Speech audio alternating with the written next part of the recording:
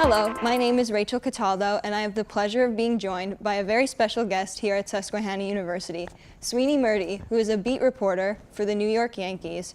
He is here on campus to talk to communications majors for 2 days to give us an insight on what it's like to work in the sports media field. Welcome to Susquehanna, Sweeny. Thanks for having me, Rachel. Of course. So as I mentioned, you work for WFAN, and you've contributed to other sports media outlets. So tell us, what all do you do? Cover the New York Yankees, and when you say that's my beat, that means that's what I basically talk about and cover every single day of the year. Even when they're not playing, which is this time of year, there's always news to be had. So I am basically paid and taught to say and talk about everything New York Yankees all year long. I work mainly for the radio station, which also includes being part of the game broadcasts, hosting a post-game show every night, and I contribute on the TV side as well with a local affiliate, New York SNY, and the Major League Baseball Network as well. So I know you've been with WFAN for a pretty long time, Yeah. almost 2 decades, I know you Yeah. mentioned earlier. How long have you been in the field itself, and how exactly did you get your start?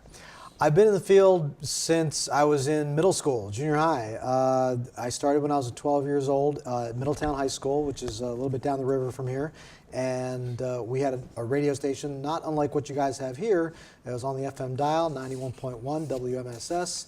And I started at a very young age, 12, 13 years old, not just doing sports, but also news, playing records, and just having a good time on the radio.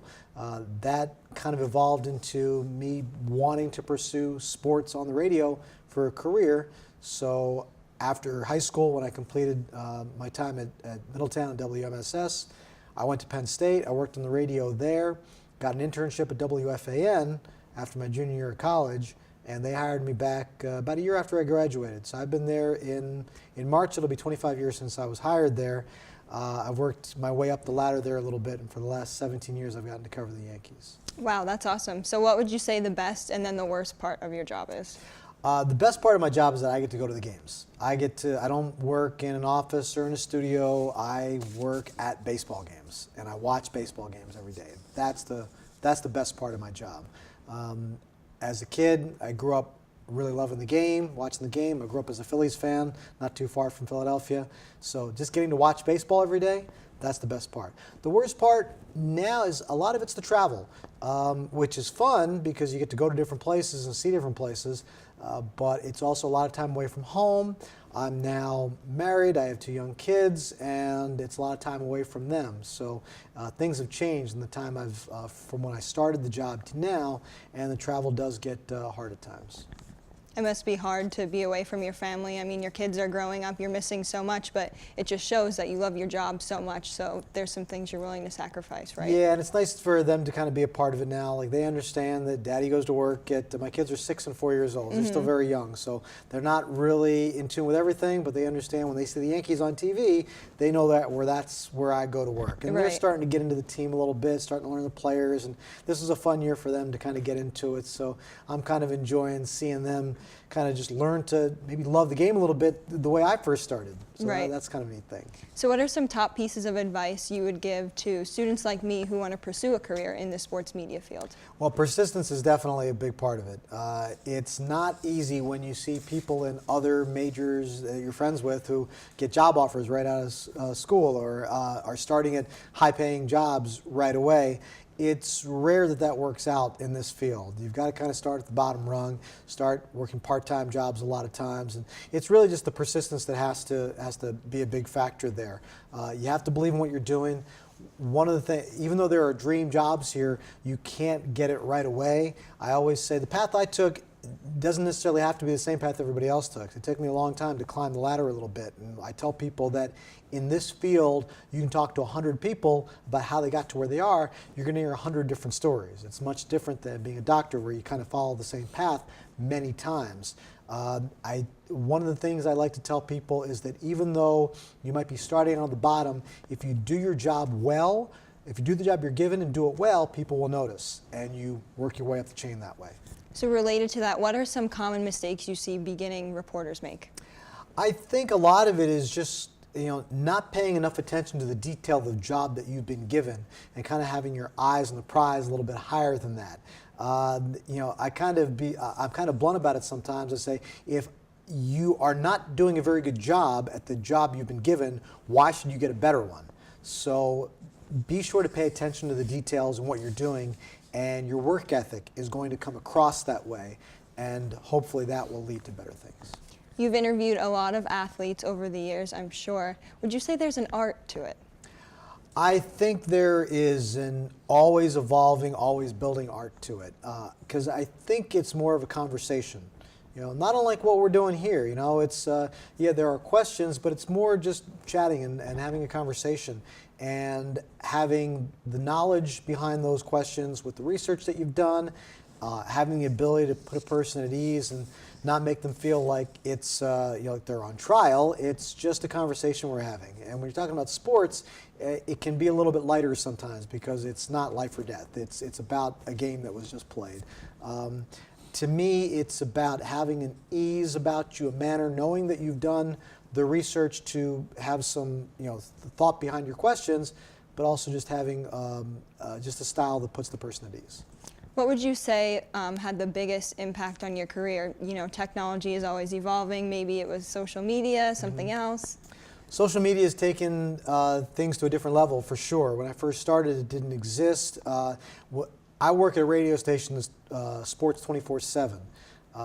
We were the place you went to for anything that you needed after the morning newspaper came out, because the paper couldn't come out again until the next day. Now, stories are coming down every 5 seconds. You got to refresh your Twitter feed constantly. It has changed the nature of how often you're checking, how often you're trying to contribute, and how incrementally the story evolves over the course of the day, over the course of the week. It's a challenge. It's kind of fun because it just means there are that many more people interested in what you're doing, what you're covering. So the interest level is there, but it is certainly challenging to stay on top of it every single day.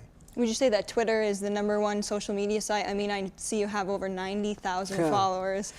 It's because Yankees is in my handle, that's why. It's little to do with what I'm actually contributing, but I think it is what, they want to learn about news about the Yankees, so they're following me. It is probably the place I go to the most. The site I'm on the most, because that's kind of where you see the news happening now, and where you can contribute your thoughts and ideas and get them to a wider audience. If it's okay with you now, I would like to open it up to our studio audience to ask you some other kind of questions. I'd love to. Bring it on. Hey, Sweeny. My name is Gian. I'm a communications major. I'm a sophomore. My question for you is, so I know you've been covering the Yankees now for 17 years. My question is, what was the most rewarding season for you, or the most exciting? That's a really good question. I think in 2009, Gian was the only World Series team that I've covered, the World Series championship team that I've covered. I consider that rewarding, not because I, got a World Series ring or anything like that. I always look at a season, there's something unique about a baseball season, because you start in early February, and the season goes until the first week in November now, the way the World Series is stretched out.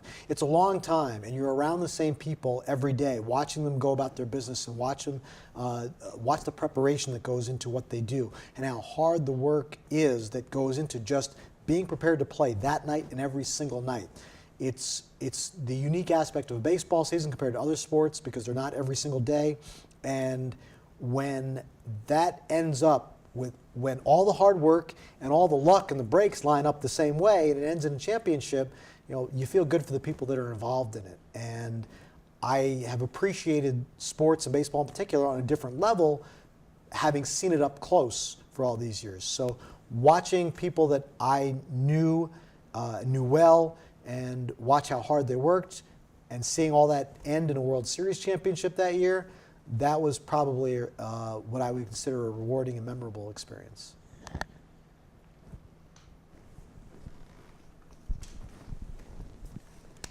Hey, Sweeny. My name's Alec Washuta. I'm a first-year sports media major. You've traveled across the country with the Yankees. Do you have a favorite city or ballpark that you like to visit? I do like a lot of them. It's first of all, it's one of the great perks of the job is getting to go to all these different places on somebody else's dime. I get to see friends and relatives in other cities that I wouldn't otherwise see quite as often when I get to travel. I do still like going to places like Baltimore, Cleveland. Seattle is a great environment and ballpark, and there are different places you get to see. I generally don't have to be at the ballpark till about maybe 2 or 3 o'clock sometimes in the afternoon, so it gives you some time during the day to go check out different places. And I still love going to the Rock and Roll Hall of Fame in Cleveland. I have some of my favorite restaurants in the country are in Seattle.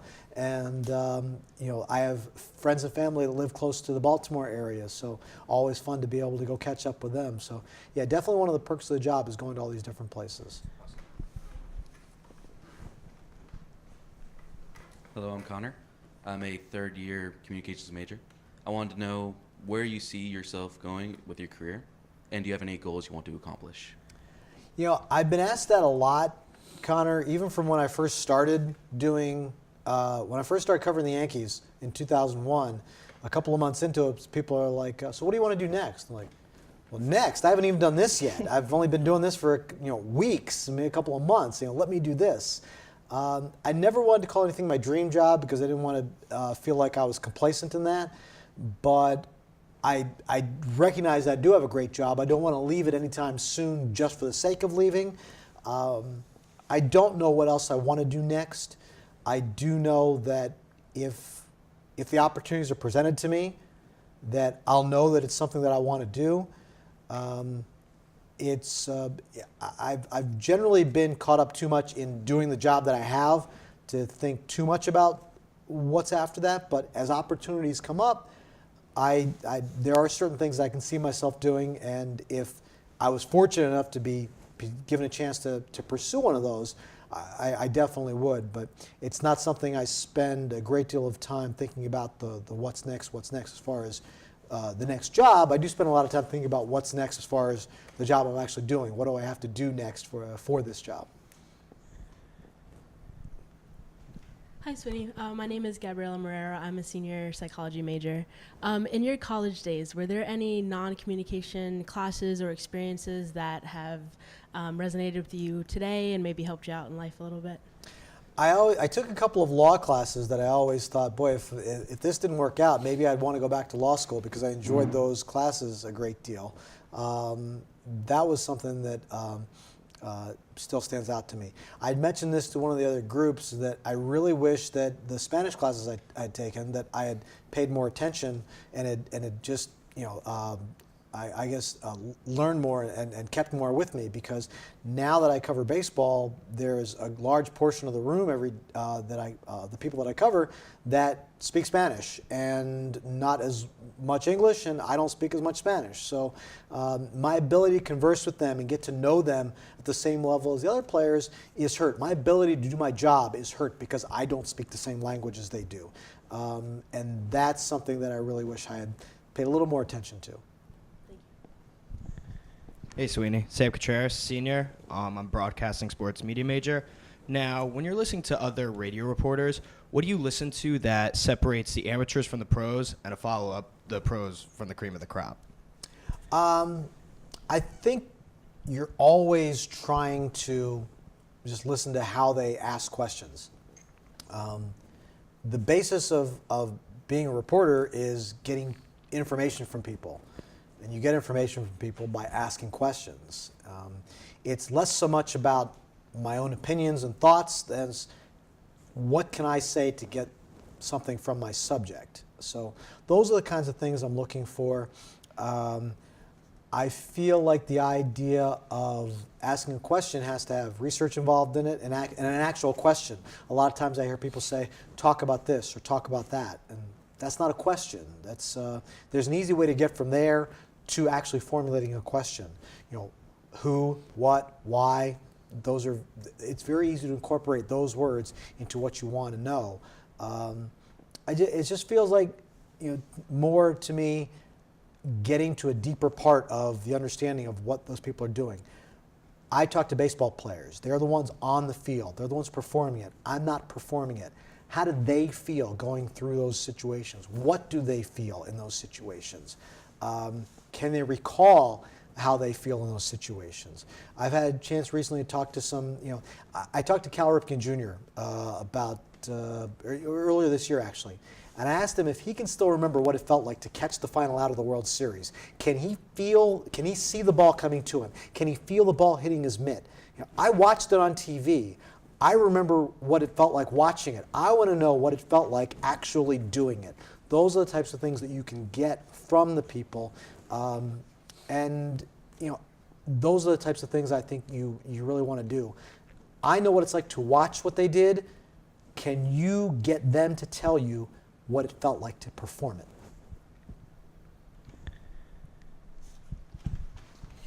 Hey, Sweeny, how you doing? Zach, junior communications major. I know your work is on air, but how much of what you say do you actually write down? Really good question, Zach. I feel like it varies the platform I'm doing as well. When I do a radio report on our talk shows on WFAN, it's a lot like this. I don't really have anything in front of me, and it's just you guys asking questions about a subject matter I'm probably familiar with, and we have a conversation. It can be a 10 or a 15-minute segment on our radio station, which doesn't have to be scripted. A lot of it is just kind of off the cuff and working with the knowledge that you already have. When I work on TV, the segments are shorter, and a lot of it is lined up with video that's on the screen, whether it's just B-roll footage of a game or graphics that illustrate certain statistics. So I tailor my conversation to that, and in a particular order. I know they're going to go from video of this player to this particular graphic that shows these stats. So I go over in my head how I'm going to get from one to the other. Is there a certain phrase I want to turn? Is there a transition I want to use? Are there certain points that I want to make sure I highlight? And I go over those in my head and kind of rehearse that, how it's going to come out. I also do a post-game show on the radio, which is not scripted, but there is an element that I sometimes do script out, which is recapping the game highlights. And that is something that I can write out to make sure that I point out exactly, with an economy of words, how to get from one spot to another. If I'm doing it off the cuff, which I'm often forced to because of just various elements of the show, I probably am not as efficient getting from one point to another as I could be, because I'm just trying to make it up as I go. If I take the time, have the time to script it out a little bit more, and also present it so that it doesn't sound like I'm reading it.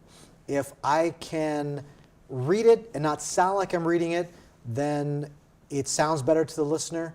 And because I have written it, I've cut out a lot of the fat. I've trimmed the fat from the words that I'm using and make it a little bit more efficient. And I think that's what we're always striving to do. Sometimes by nature of the medium that you're working in, you don't always have the ability to do that.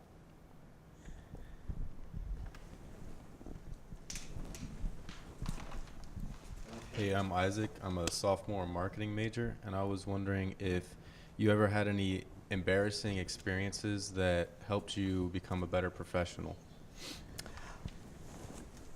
Isaac, I've had a lot of embarrassing experiences. I wonder, I don't know specifically how they make me be a better professional, but I think they all do. I think you just kind of go through it, Sometimes, people ask, have you ever asked a dumb question? Yeah, I'm pretty sure I have. You just kind of roll with it and understand that, I told David Wells one time, who's a pitcher for the Yankees, he and I were having a conversation about, the media's role and I said to him, David, I'll be the first one to admit that we don't always ask great questions, but you don't strike everybody out. You make mistakes too. And you got to kind of roll from that. And I think if you have that understanding with the guys, then you'll be able to get through it. I like to take that approach when people question the questions that we ask. Yeah, I get it. I might have messed that one up, but you've dropped a fly ball sometimes too. So you've struck out every once in a while. Those kinds of things I think help everyone understand that you're trying to do your best, but it's not always going to work out. Hi, I'm Carter, first year sports media major. What do you think is like the future of radio, especially as it relates to sports? Well, it's always going to be there. I mean, I don't think it's going away. I think just how people consume it is really where, a lot of times now people listen on their phones. It's all streaming now. I wish I could have seen the future. You talk about, where you want to go in your career. I had an opportunity 20 years ago when I was first looking for my first on-air jobs. There was an operation in Florida that was broadcasting sports talk shows on the internet. And I didn't see the future at the time, because at the time, iPhones weren't around. So you weren't streaming on your cell phone. To listen to the radio show, you had to be sitting at your desk listening on the computer. And I said, well, it's not in the car. I don't want to be on it. Most people listen when they're driving and things like that. In our business, the main listening periods are still morning drive and afternoon drive. Well, do I want to be talking to the guy sitting in front of his computer? That's the only chance I have to reach him. I couldn't see the future. I couldn't see that you could walk around with it in your pocket and walk around with the headphones on and listen to podcasts and streaming and all that stuff. Maybe I'd be in a different place right now if I had seen the future. So I'm probably not the best person to answer the question you asked, because I couldn't see it 20 years ago. I probably certainly can't see it now. I just hope it's still around, I guess.